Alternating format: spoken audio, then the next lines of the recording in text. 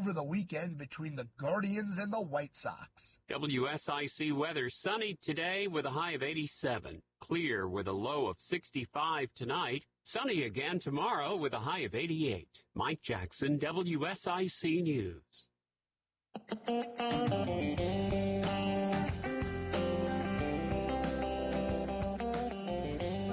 Good Tuesday morning and welcome to the Hometown Hour Show. My name is Megan Suber with the Town of Mooresville, and today I have a very special guest with me, Marissa Houston, our Stormwater Program Manager. Hello, happy to be here. Wonderful, wonderful. How's the day treating you, Marissa? So far, so good. I heard the weather's sunny and 85. I feel like it's a solid maybe 90, 95 with the heat index. Yeah, nice comeback from yesterday. Little steamy out there. So speaking of yesterday, we had some storms yesterday. Yeah, they blew through pretty good in the afternoon. And I'm not sure where all our listeners are listening from, but if you are in the Mooresville area, it was quite an adventure about 5 o'clock.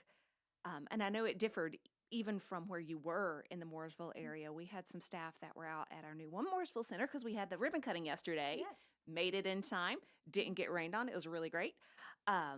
We had some staff that were there. And then I was personally at Town Hall. Oh, wow. And I got to see some of the video that they took from One Mooresville Center. And I would say it was a little bit worse over at Town Hall, which for our listeners that don't know, it's about half a mile away. Half a mile away. You'd say? Yeah. Close.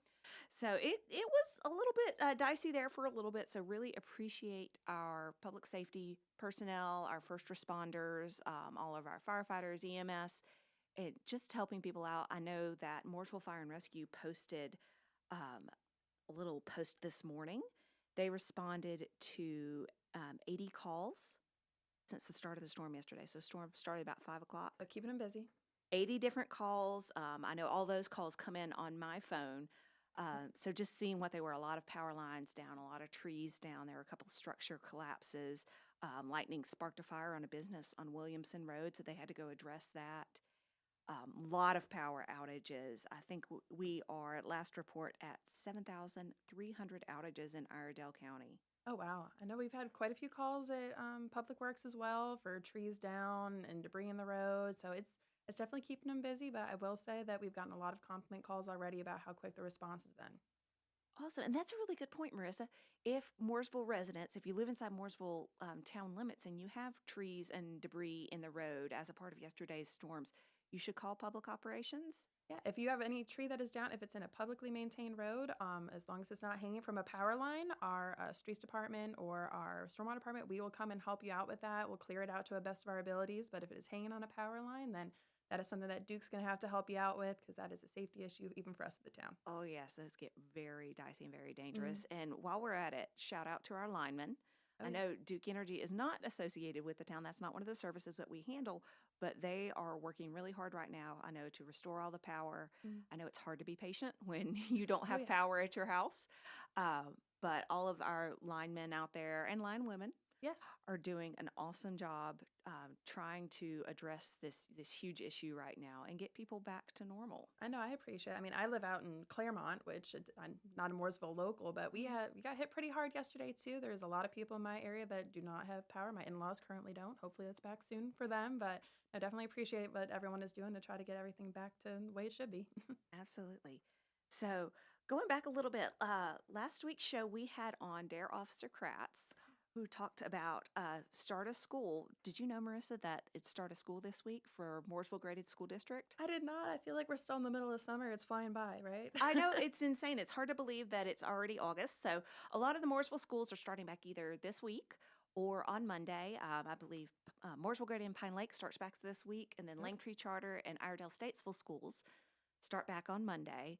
So a lot of reminders that go along with that and a lot of training that goes on with that, not just for teachers and staff, as I know they're getting all their classrooms ready and doing those last minute things, the Meet the Teacher events. I hope all the open houses. All the open houses. I hope those, if you have small children and were going to those yesterday, I hope you were safe. Yes. I know that they were going on right around the same time. I heard that there was a couple lockdowns that kind of happened during the open houses. I hope everyone was safe and it went well. It's an exciting start to the school year, but also with all of those trainings and preparations that are going on, we have other trainings going on that are a part of town services that we offer. Did you know that our canines from the police department conducted detection training about 2 weeks ago, and then Canine Bella did some training as well. I And didn't know that. yes, and that training is one facet of what they do. Now, Canine Bella is one of our 7 canines, and she is based at Mooresville High School. Oh. So she's there all the time. She gets lots of pets and loves. Oh, I wish I had a canine in my high school when I was there. I'd probably not get anything done, though. Oh, probably not. Probably not. But she specializes in detection. And of course, obedience, all our canines do. And so what she does is they conduct random classroom searches. It's like lottery system. They don't necessarily go in and pick and say, oh, it's ABC classes today. It's completely random. And Canine Bella will come in and do a search. And so she was practicing that last week, and I had the opportunity to witness that. Oh, And it's very cool. Sergeant Walther, who is her handler, has multiple book bags that have been previously used by students, and he will hide some narcotics or other drugs in one of the bags, Okay. put it in a classroom. And now this was done without students in the classroom, just for I was everyone's like, wait a information. second. Just for everyone's information. Safe training. This Safe was training. done before students start back. And we'll put multiple other empty bags in there as well. Takes Bella to the door of the classroom, releases her from her leash and says, search. And she goes around and finds which book bag is the affected book bag. Oh, wow. And I got to witness her do this 3 different times, and she got it correct 3 different times. So it's really interesting how much her nose knows. Yeah, no, I think it's really cool. Actually, when they did Officer Sheldon, when they did the dog park grand opening, they did the canine demonstrations there, and I actually got to see a little bit of that as well, which I think it's crazy. I'm like, I can sniff out maybe a cheeseburger Possibly. on a good day, but no, it's really impressive what those dogs can do. So shout out to Canine Bella. Yeah, and all of our canines are trained on detection as well, but some of them have other trainings, like our 6 patrol canines. They do obedience, detection, apprehension, which you may know as bite work, and also tracking. Okay. So they have a little bit different skill set, but we were excited to see them do some training 2 weeks ago as well, because they are occasionally brought into the schools to help out if there is a need, and not only in our local Mooresville schools, but other agencies as well. I know they've been up to Troutman to assist Troutman PD and their schools up there. And we will also do the same thing. We will bring in other dogs from other agencies. Let's just say that we were concerned that there was an explosive in one of our schools. We would call on an agency that has a explosives detection dog, a dog that specializes in sniffing that out. Okay, so they all have their own little areas of expertise. They do. They have their own areas of expertise, and there are different types and breeds of dogs that specialize in certain things. Bloodhounds are for, of course, you've seen Just on for TV, yeah. for like missing persons tracking. Yeah. Well, I know they have specific dogs too that they use at like TSA in the airports that they specifically smell agricultural goods. Yeah. So they look for people that are bringing in different types of plants or vegetables that could be invasive and could compromise our food system here in the U.S. So those are special dogs too. They are. And I've seen like some beagles Yeah. and labs and those kinds of things at airports. And I have to admit, I always want to pet the dogs. I know, like they're working, they're a distinguished professional. I can't bother them right now. Do not pet the dogs. But that leads me into one good thing. And we had last week one of our canines finished training, and he's getting ready to move on to certification. You remember I said we had 6 patrol canines. This is number 6, Canine Smoke. Okay. He is partnered with his handler, Corporal Beck, which you'll remember Corporal Beck had Canine Valor, who end of watch was earlier this year. So we're excited that Canine Smoke completed his training. We're looking forward to him doing his certification and joining the force, and he'll be out on patrol hopefully very soon. Oh, that's very exciting. Well, awesome. Well, when we come back from break, we'll talk a little bit more about storm and stormwater. And just a reminder to our listeners, you can call in at 844-STUDIO-4.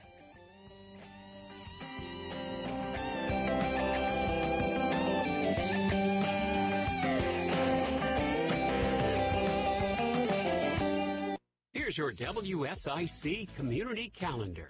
just a few more weeks until Kane Center for the Arts' first performance of the 2024 fall season lineup. Asheville native Kanan Cox will be performing Friday, August 25th. The show starts at 8 p.m. Kane Center for the Arts 2024 fall season. Buy your season tickets now at kanearts.org. That's CAIN arts.org. Looking for something fun to do with your kids this summer? Birkdale Buds is hosting their weekly Playtime in the Plaza. Bring your preschool-aged bud for playtime between 10:30 and 12 noon every Wednesday through October. The activities include games, face painting, storytellers, magicians, arts and crafts, plus more. There's no cost and no registration required. Bring a blanket and come join the fun. For more details, visit BirkdaleVillage.com. Ever wonder what Mooresville was like in 1873? The historic Downtown Walking Tour is a self-guided tour that will take you on a stroll through Mooresville's past to learn about the history of the town. Featuring 18 stops, the tour begins and ends at the corner of Main Street and Center Avenue. It should take 1 hour to complete. For more details, visit downtownmooresville.com. Looking for a night out on the town? Cornelius's second Friday Street Festival series continues, starting at Oak Street Mill at 6 p.m. The second Friday Street Festival series is ongoing through October. Got an upcoming event you'd like everyone to know about? Yard and estate sales, nonprofit fundraisers, and everything in between? Go to WSICnews.com and click on events to submit your event today.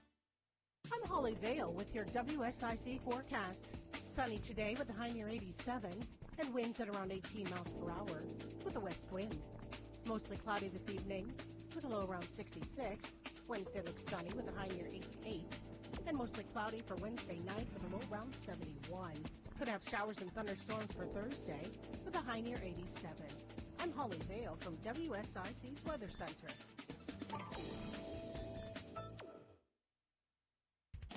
Folks, you know Randy Marion sells vehicles the King of Price way, but did you know our service department? We service vehicles the King of Price way. We sell tires, we sell brakes, we sell batteries, we sell the maintenance. We help you keep your vehicle on the road safe, ready to drive, whatever the season is. Randy Marion Service Departments have you covered. Come see us today because, folks, again, you know we sell the King of Price way and we do service the King of Price way. King of Price, RandyMarionStatesville.com.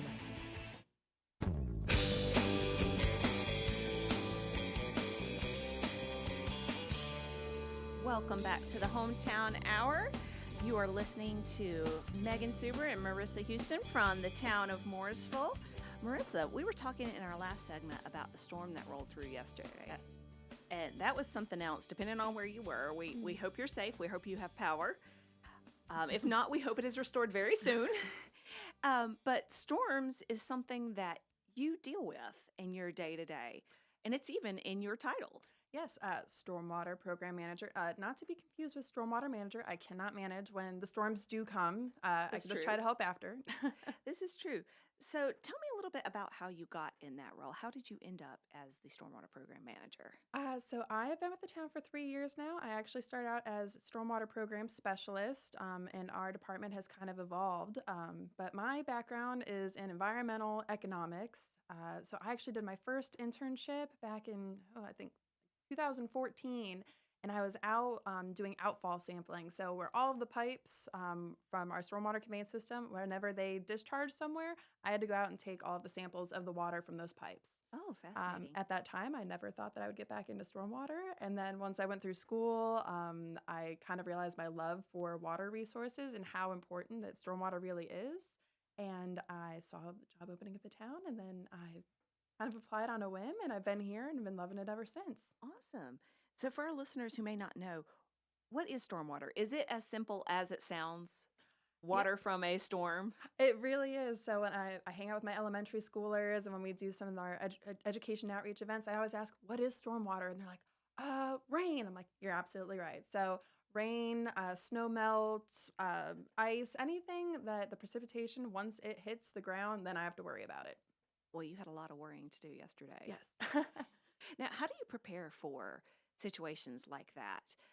If you know there's a storm coming up, is there anything that your crew and your team can do to maybe mitigate some things that could happen during the storm? Absolutely. So we are always keeping an eye on the weather and forecast when things like this are about to come up. Our stormwater crews will actually go out, and we call them our proactive inspections, and they will drive through town in some of our areas that have a little bit older infrastructure, or maybe our quote unquote problem areas where we know that are more prone to flooding. And they will go and make sure that the catch basins at the road are cleared off and that there's not any debris blocking them. So want to make sure those are clear before the storm hits because they're inevitably going to be blocked up again. So we try to get ahead of it, make sure that everything is in the best condition it is before that storm hits.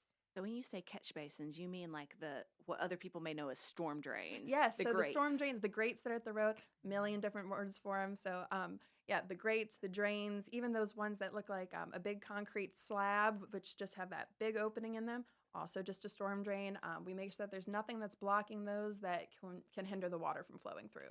What happens to that water after it goes down the drain? Does it go to like a treatment facility? No, so that is something that a lot of people actually don't know is stormwater is not treated like water or wastewater is. It goes directly to our streams and creeks, and that goes directly to Lake Norman. So when I talk to my elementary schoolers, I go, where do you think we get our drinking water from? They go, I don't know. I'm like, well, we get it from Lake Norman. So it's really important to make sure that we're not putting anything down the drains that we're not supposed to. Do you ever have any of them answer, oh, from the grocery store? Oh, yeah, they go, oh, from aisle 4. No, no, I've had a couple of those, and they go, I'm like, no, don't worry, it gets cleaned first, but it's very important that we do our part to make sure that that water is as clean as possible before it gets treated. Absolutely. There are, I'm sure, a million different things that you can't affect when you are pulling water from a natural resource like Lake Norman, but you're trying to assist the places that you can. You're trying Absolutely. to make sure that the minimal amount of chemicals, or at least reduce that amount of chemicals that may come from runoff from any type of storms that we have, keep that out of the lakes so that the water that we are treating to come back to our customers is has a good start, has a head start, if you will. Yeah, we definitely want to help it as much as possible. We don't want to have any pollutants in there. Like you said, like grass clippings, things like that. We do not want any more debris in there that isn't supposed to be in there. There's obviously the naturally occurring ones, but let's say oil from a car. Back in the day, people would just change their oil and then pour it down a storm drain. Absolutely no. I would argue that probably that still occurs today.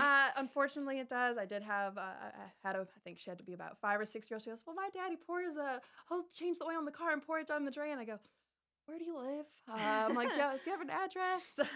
But just things like that. We try to have general awareness. Same things like if you have paint, disposing of paint properly, because sometimes if you pour it out and it is still wet, it can fall out of trash cans, it can get dumped out. That makes an absolute mess, and also it can make it to our waterways. What about people who are washing their cars at home? Is that the same kind of thing, that runoff can get in the storm drain as well? Yes, it is. One of those things is car washing is technically it's exempt from our stormwater ordinance. So we actually have an ordinance that we can tell people what they can and cannot put in our storm drains. And residential car washing, that is one of the things that is exempt. You are allowed to wash your car in your driveway. I'm not going to come and yell at you for doing that. But there are some practices that you should follow that can help us out with water quality. So using some green detergents, making sure that you're using the highest quality stuff that is eco-friendly.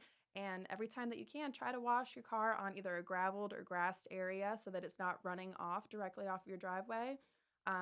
Using high pressure washers so that you're using less water.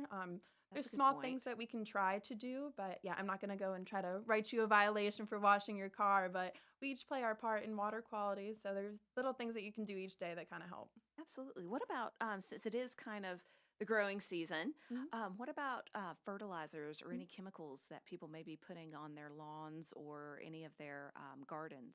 That is a great one. Pesticides, fertilizers, things like that. You definitely want to make sure that you are following the directions on the labels. I know some people are thinking, I need to get rid of these dandelions one way or another, but I'm definitely following labels, making sure that we're only applying what we're supposed to, doing light application. If you know that a heavy storm is coming, maybe hold off a little bit because that's just going to wash right off. And there's also some more green products that are out there that are a little bit more eco-friendly. We try to keep anything that's not water out of the drains, as we said, but there are items that you can use that are a little bit more eco-friendly for that matter. Absolutely. And I know people may struggle with that because they're thinking, oh, this is eco-friendly. This is not going to work as well.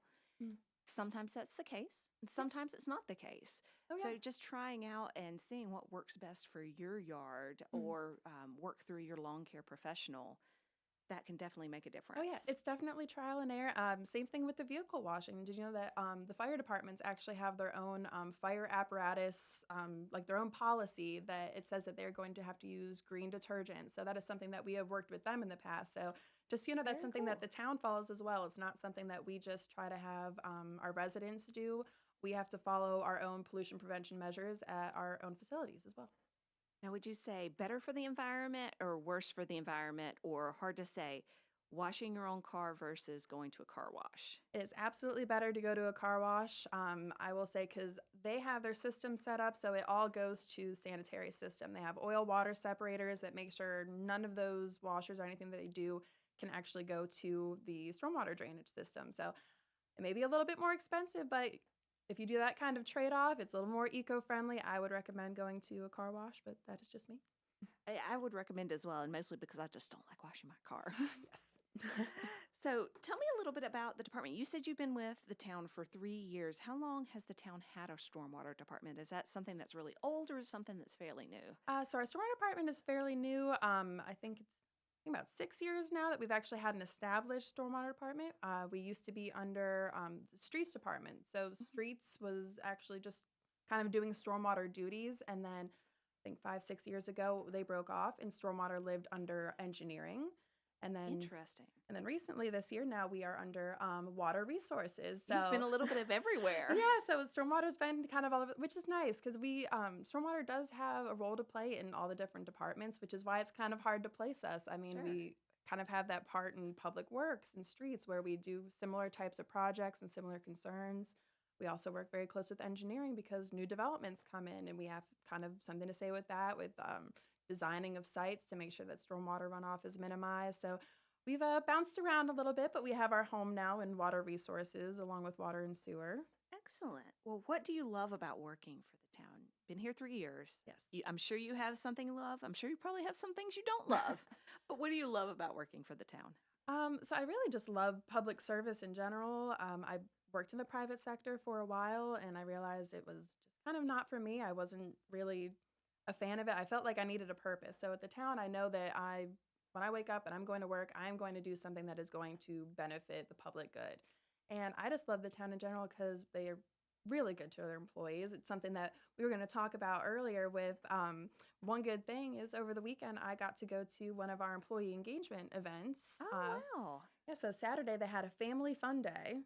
And it was a nice little cookout at Liberty Park. Got to spend some quality great time. facility. Oh, yeah, and they had the splash pad going strong because of the heat. Had some burgers and hot dogs rolling. But yeah, I will say that the town does a really good job at trying to engage their employees and try to do things not just on the clock, but make sure that there's opportunities outside of work hours. Definitely. I would definitely agree with that. And I know that when we were working on our recent public services, public operations recruiting video, Yes.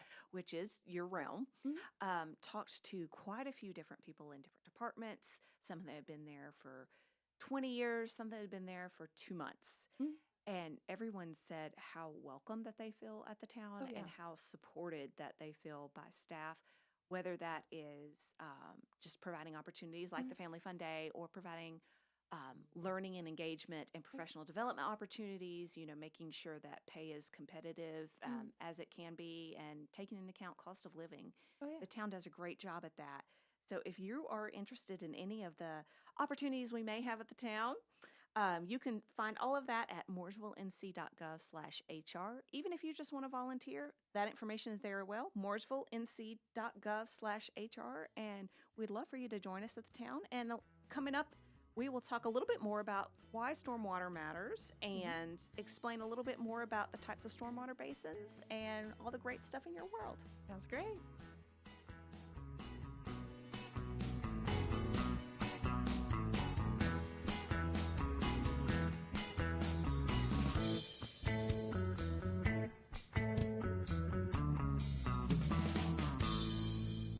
Local news and weather now on the new 105.9, 100.7 WSIC. News, talk, now.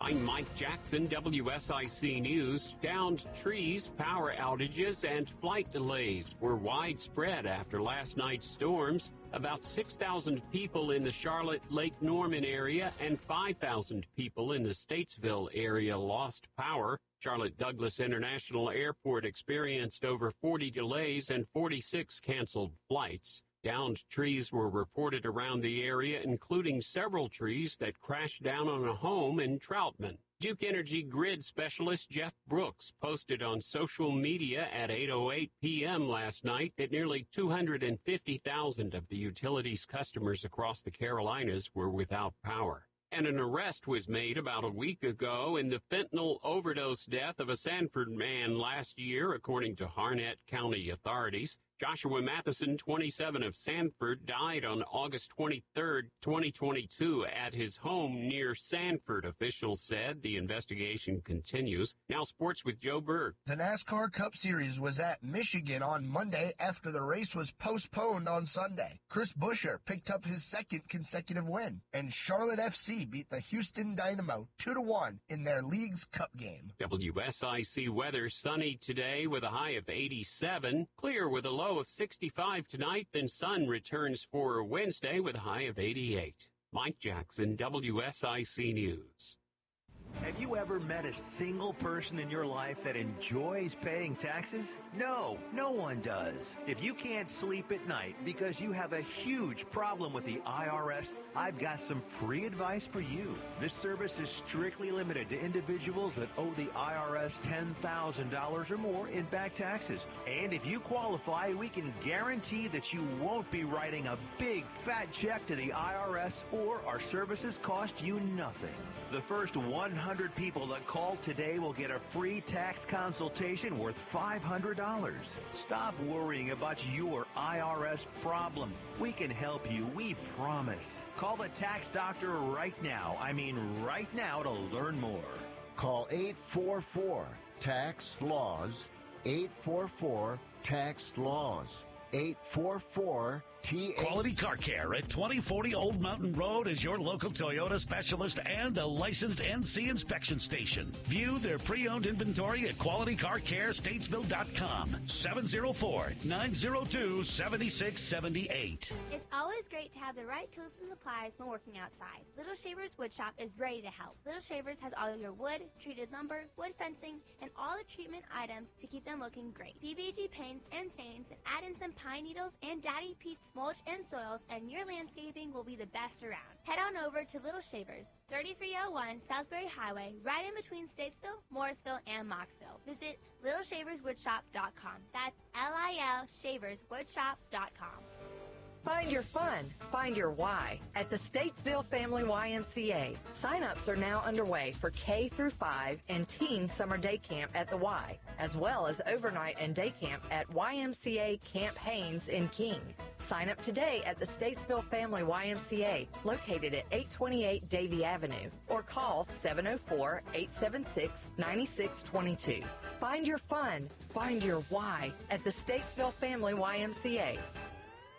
If you're 65 or older and Medicare is your main source of insurance, pay close attention right now and listen for details on how you may save thousands of dollars on your health care costs. Did you know that Medicare can pay for things like dental visits, home delivery of drugs, even a gym membership? Call us right now and learn how to unlock all your Medicare benefits. Medicare and supplemental plans that we provide can even offer you drug coverage with zero copays and pay for transportation to your doctors. Medicare plans can offer you wonderful money-saving benefits, but you've got to call now. We'll help you get the most out of your Medicare. Make this free, no-obligation call now. Save a ton of money on your health care costs and get the code to unlock all your earned Medicare benefits. Paid for by Senior Choice Plans. 800-712-8085. 800-712-8085. That's 800-712. All the news, one station. News Talk WSIC.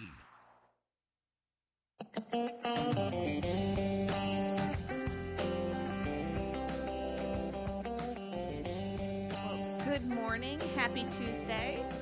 Welcome back to the Hometown Hour. You're listening to Megan Suber and Marissa Houston with the Town of Mooresville today, talking a little bit about stormwater because we had a big storm last night. We sure did. And this is a hot topic, not only around storms, all the time. Mhm. So I know we talked a little bit about what stormwater is. It's basically what it sounds like. It's a storm. It's a storm. It is rain Yep. coming down from the ground. And we talked about how stormwater is collected Mhm. through the storm grates. Yes. We talked about what not to put down storm grates. Anything that isn't stormwater doesn't go down there. Absolutely. And we also mentioned a little bit about stormwater basins. Now, I know you said previously that your department fell under engineering Mhm. in the aspect of construction projects and everything have to take into account the stormwater impact. Yes. Now, I've seen a lot of these pond-like basins, I'm going to call them, at a lot of sites, whether they're industrial, residential. Are those stormwater ponds? Yes, they are. So we call them stormwater control measures. So they're SCMs for short. And part of where the engineering comes into play is when there is a new development site that comes in, we have to take into account the amount of impervious surface. So for those of you that don't know, impervious surface is any type of hard surface. So whether it's a building, concrete, sidewalks, asphalt, anything that wasn't grassed before. Parking lot. Anything that is new hard surfaces, that is impervious surface. And we have to keep that in account because think about when it rains. Before, it used to be able to just soak into the ground. Well, now it's hitting that hard surface and it's going to sheet flow off. So we're going to have more quantity of water that's running off, and it's going to be picking up pollutants on the way. Oh, absolutely, particularly on those parking lots. Oh, absolutely. So with these stormwater control measures, the purpose of them is it's supposed to help with the quantity and the quality of water. So the ones that you've seen around town, there's so many different types that they have. Wet detention ponds, which it sounds kind of silly, a wet pond. A wet pond where water is sitting. It's in detention. Yes, it's in detention. Yes, not school detention, but it is sitting there. It permanently holds water, and when we have certain types of storms that come in, it will hold that water there, and then it will slowly discharge it through an outlet over a certain amount of time. It lets that water kind of dissipate. So some of those bigger pieces of trash that you might see, sediment, those will have time to settle, and then cleaner water will be able to discharge out to the streams. So they have a purpose there. There's also ones called bioretention cells, which are basically just a grass kind of dip in the ground. It looks like a pond that doesn't have any water in it and has little clean out caps in there, but it has a special type of filter media. So when the water does go in, it slowly goes into the ground and it filters out all of those smaller pieces of sediment and everything. And then it discharges through clean outs, and then it goes to the same creek that it would have gone to before. So you mentioned filter media. Are there any chemicals involved in this? Or are you talking filter like sand or charcoal or gravel? So we do no chemicals. It's natural filters. So you're using different types of media like stones, sand. So we actually have ones that are called sand filters. And it is a filter bed. So you have grassed area, and then you have like a layer of gravel, a layer of compacted dirt, a layer of sand, and then you have these little clean outs that go in there to make sure that they're not being too compacted with sand, and we can clean out those clean outs. Pretty self-explanatory, to clean out those areas, but it's all natural kind of filters. So if you think about it, it's like a big coffee filter that's under the ground, and we don't use any type of chemicals or anything to do that. Awesome. So when you mentioned the trash, if you see trash on top of one of these ponds, that means the pond is working. Is that right? Yeah, so if you think about it, when all of the storm drains that you see in a parking lot or in the street, all the trash that goes into those, it'll go to one of those stormwater ponds first. So if you see trash being compiled in one of those ponds, that means that it is doing its job, that it is staying there, and it is not making its way to the streams and the creeks. There's something called a trash rack that sits on top of the structures and wet ponds, and that actually stops the garbage from going through the pipes where it outlets. So the people that maintain these ponds, whether it's private business or an HOA, it is their responsibility to make sure that all the trash that accumulates in those ponds gets cleaned out. But if you see the trash in there, that means it is working. Yes, because it's not going into our water source. Yep, saving it from going to the lake. Now, are there any types of plants or any things that can be a part of these stormwater basins. I know at our golf course, Mhm. I've been to that catch basin and seen all the cattails in there, and actually seen um, staff ripping out some cattails because they had Yes. gotten a little bit too rambunctious, if you will, in the Yes. pond. So there is certain aquatic plants that are better for our wet ponds and for wetlands, and ones that promote pollinators. So there's a whole list that you can look at. It's on NCDEQ, the Department of Environmental Quality's website, and there's certain plants that are supposed to be there and ones that are not. So cattails, great example. They can tend to be super invasive. And they actually don't help with removing some of those nutrients and some of the pollutants. Interesting. So if there's too many cattails that are accumulating, that's when we have to go and rip them out. So that's a great example of something that our stormwater maintenance crew does, because the town has over 25 town-maintained stormwater control measures that we Wow. have to take care of. So we are not exempt from that either. Whenever we put in a new facility, like a new fire department or police department, Mhm. both of those new facilities actually have stormwater control measures at them. That's amazing, the different aspects of the job. I know Mhm. I was shocked when I went out and saw your crews working at the golf course and ripping out the cattails. I was like, "What are you guys doing? Shouldn't you leave these here? Like Yeah. you're taking out greenery and you're Mhm. taking out some growth in this situation. Like, isn't that bad?" And then they explained to me just what you said, that the Mhm. cattails are actually bad for the stormwater pond and make it not operate like it should. Yeah, and it seems counterintuitive that you're pulling out plants, but going back to that engineering element, whenever these plans come into place for a neighborhood or for a new development, ponds have a plan as well. So there's certain grading that has to be done, and they have a planting schedule. So we'll look at the plans that were approved, and there's certain plants that are supposed to be in there to make sure that it functions as it's designed. So if there's not enough plants in there and they look like they're dying, we have to plant more. Or if there's invasive plants in there that are going to hinder it from doing what it's supposed to be doing, we have to go ahead and rip them out. So if you ever see us ripping out cattails, it's because they're not supposed to be there. So we've hit a couple things that your department does, prepping for storms and cleanup after storms with the storm grates, working on maintaining our retention ponds Mhm. and our stormwater ponds. What about the educational aspect? You've mentioned talking to some young students a couple Yes. times. So education outreach is one of the bigger things our department does as well. So we actually have a permit with the state of North Carolina. It's called an MPDES Phase 2. And we have something called 5 minimum measures that we have to do to make sure that we're in compliance with our permit. And one of them is education outreach, and one is involvement and participation. So we will do outreach at the after-school programs, summer camps at town facilities. I go to the high school sometimes. I actually got reached out to by the Mooresville High School Science National Honor Society. Oh, wow. Just kind of talk about some of the stuff that we do.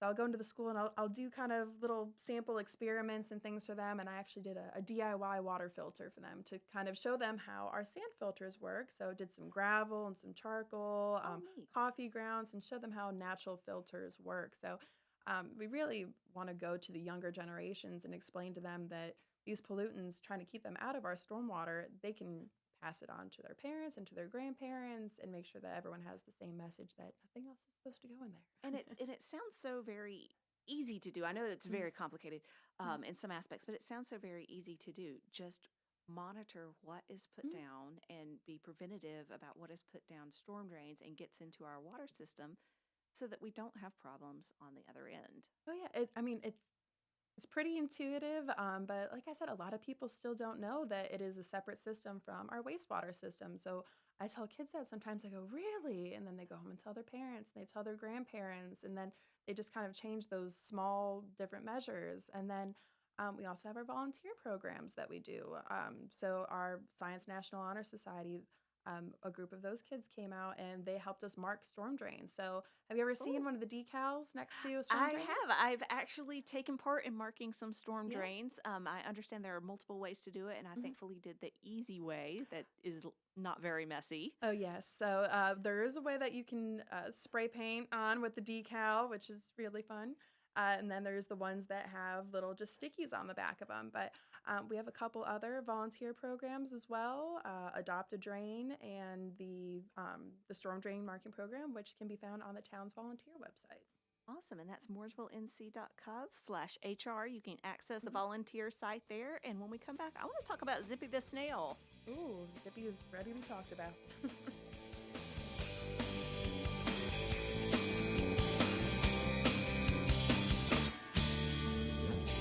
Here's your WSIC community calendar. Just a few more weeks until Kane Center for the Arts' first performance of the 2024 fall season lineup. Asheville native Kanan Cox will be performing Friday, August 25th. The show starts at 8 p.m.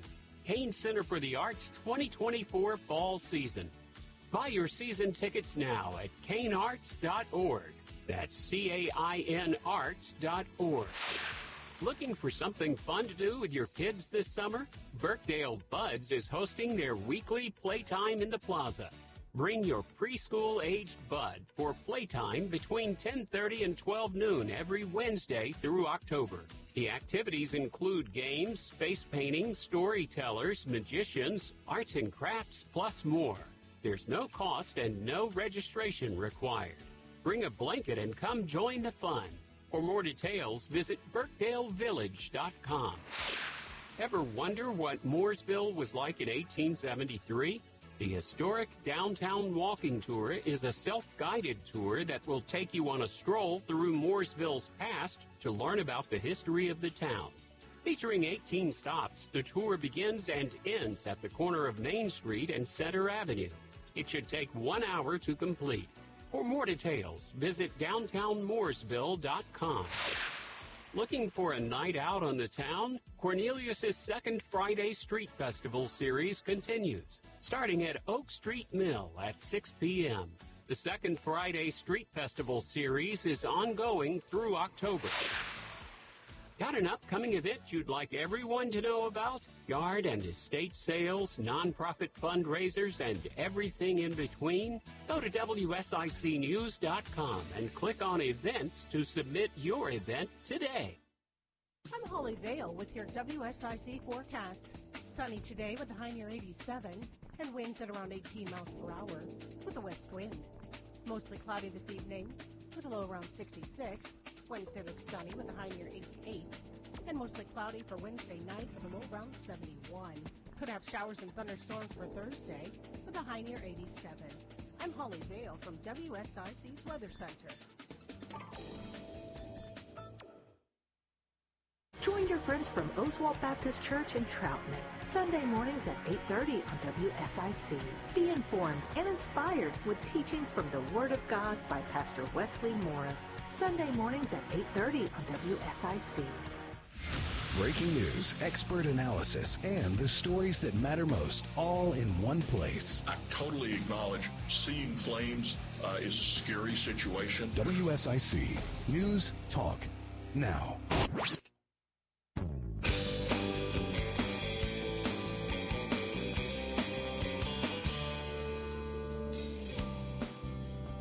Welcome back to Hometown Hour, and happy Tuesday, everyone. If you're just joining us, we appreciate you tuning in and appreciate all the listeners that have been with us throughout this show.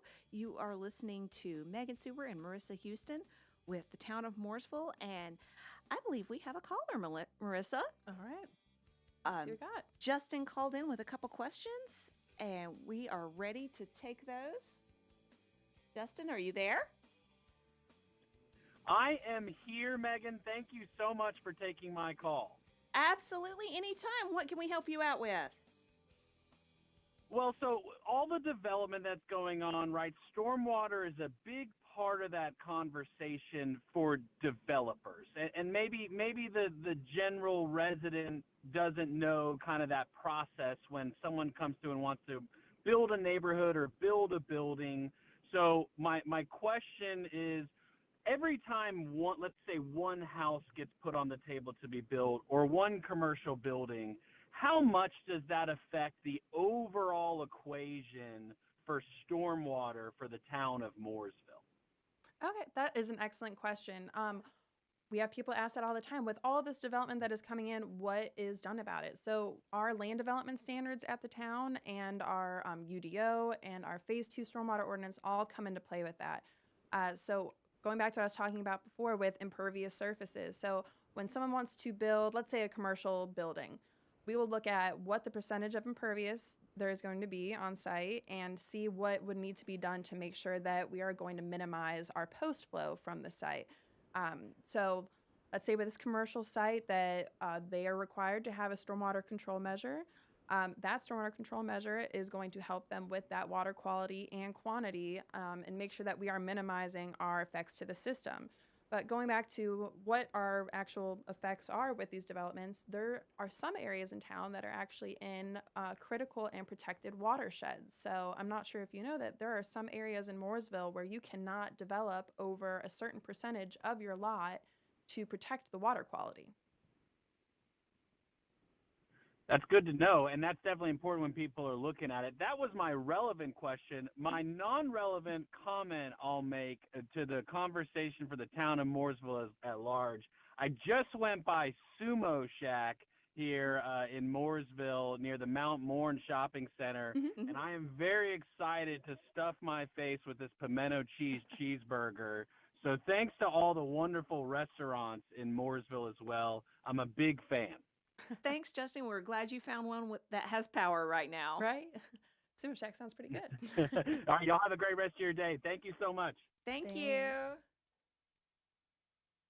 And that was an excellent question. So that is something that we do have come up quite a bit is what is the town doing to stop development? Well, there's only so much that we can do, but there are areas, like we said, that are in critical watersheds where lots are limited to the percent that they can develop them, whether it's 50% of the lot, 75% of the lot, and once you get to a certain amount of development on a site, you're required to put on that stormwater control measures. So there are measures that the town takes that is mandated at the state level, and some that we are even more strict on as a town to make sure that we are protecting our water quality.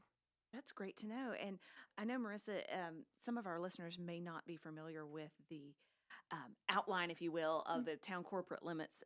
There's a lot of pits and holes, and it's not a straight box on top of the town of Mooresville. So is there any agreement with other entities or organizations, whether that's the county, whether that is a private corporation, about what you do in those situations where development may be occurring adjacent to town property, but isn't on town property, so perhaps not subject to town regulations, but there is an impact of stormwater? So there are measures that still have to be taken at the county level, and there are measures that still have to be taken within the ETJ, within our extraterritorial jurisdiction. So Iredell County actually has certain things that they have to go over as well and make sure that there is stormwater control that is put in and erosion control measures. Well, that's interesting to know. And I know it's maybe hard for residents to know the difference between what is county and what is town, but it's good to know that the town is doing something about it. Yes, absolutely. Okay. I understand we have a call from Ronnie from Mooresville with a question about curb and gutter maintenance. Oh, no, we just lost Ronnie. Okay, well, maybe he'll give us a call back. Well, I can go into a little bit about that. Maybe I might be able to answer his question before he comes back. Sure. So with curb and gutter, kind of depends on what we're talking about here. So the town, if it is a town-maintained road, we will go in and we have a street sweeper. The town has a full-time employee that operates the street sweeper. So if there is grass clippings, any type of just normal debris buildup, they will go out, and we have certain routes and schedules where they will hit the road and they will do maintenance on those types of things. When it comes to actual curb and gutter maintenance, if there's anything that's damaged or some type of problem there, might be a more specific question. I can get into that, but we do have our street sweeper that goes out and just does that kind of normal maintenance of areas. And go from there. Awesome. Well, I mentioned before we had a break. I mentioned Zippy the Snail. Who is Zippy for our listeners that don't know? Zippy is our official stormwater mascot. So this past year we had our first annual Creek Week, and cool. Zippy was inducted as our mascot actually at Earth Day, a separate event with the help of the Mooresville Youth Council. They helped us figure out our name. So a lot of the other municipalities have, bigger municipalities like Charlotte have their own kind of stormwater mascot that helps them out with education outreach. Normally it's a fish or turtle, and we went outside the box and we said, why not a stormwater snail? Stormwater snail, say that 5 times fast. And do snails have a part in stormwater? They can. In creeks? Yes, they are one of those aquatic animals that can help with nutrient uptake and things like that. So We went for the snail. Oh, it's creative. I like it. It's just about as helpful to stormwater as a fish, it sounds like, but yes. I love it. So Zippy the snail, I've seen Zippy at a couple events this year as well. I know our 150 events like Mooresville Day, Zippy was out there making an appearance. Oh, yeah. He's been very popular nowadays. He was at our Earth Day celebration. He was helping out with some snail races. So you'll see him at some of the events coming up. He'll be handing out our stormwater stickers, some promo items that we have. And Zippy obviously doesn't talk, but he's there to spread the message of our stormwater mission and just trying to keep our waterways safe. Now, you mentioned Earth Day. At that Earth Day event, we had a game that I think was called Poo Pickup. Oh, Scoop the Poop? Scoop the Poop. Yes, so picking up after our pets is another big thing that we have to worry about because our stormwater waste can run off. I mean, our pet waste can run off and make it into the stormwater conveyance system. So picking up after our pets is another big thing that we have to worry about. And I think we might have a caller back. Oh, Ronnie is back. Are you with us now, Ronnie?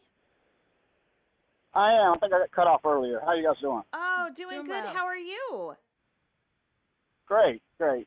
Just had a quick question. I'm born and raised in Mooresville. I've been here more than 60 years. And I grew up on a street that did not have curb and gutter. And back in the day, every couple of years, the town would come around and dig out the ditches. And they would take that dirt and dump it. You know, as a matter of fact, I had them dump a lot of it into our yard where we spread it and used it. But over the years, those ditches fill in, so somebody's got to maintain them. And it doesn't seem like over the last 10 years or more that the town has cleaned those ditches. And Catawba Avenue is where I'm talking about mainly, but there's the ditches are actually, some areas are filled up over the driveway culverts.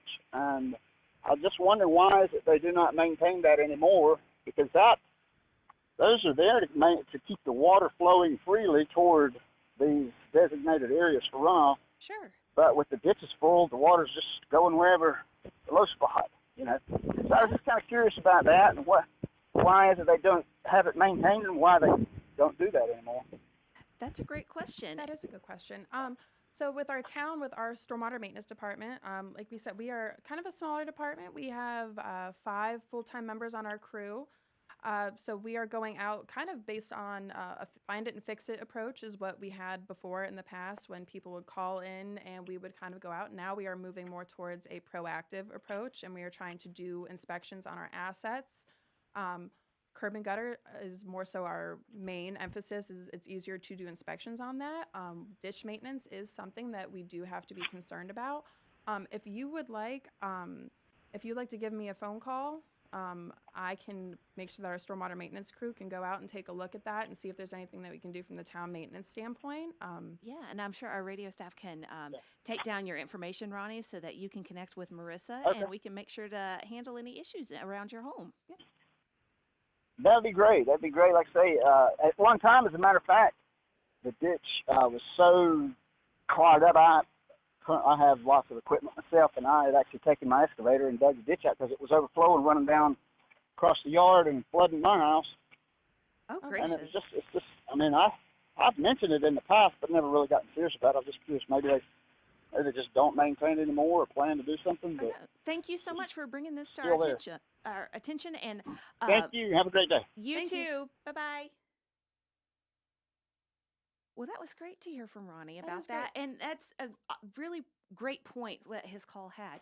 If you have a problem in your home or in your area, contact the town. If you were within town limits or town service limits, contact the town. It may be that we're not taking care of it. We just may not know about it. Or it might be outside of our service area or what we can do, but always call and we'll make sure that someone goes out there and at least checks it out. Absolutely. Well, thank you so much, everyone, for joining us today for the Hometown Hour. Catch us next Tuesday at 11 a.m. Thanks for being here, Marissa. Thanks for having me. Have a great day, everyone.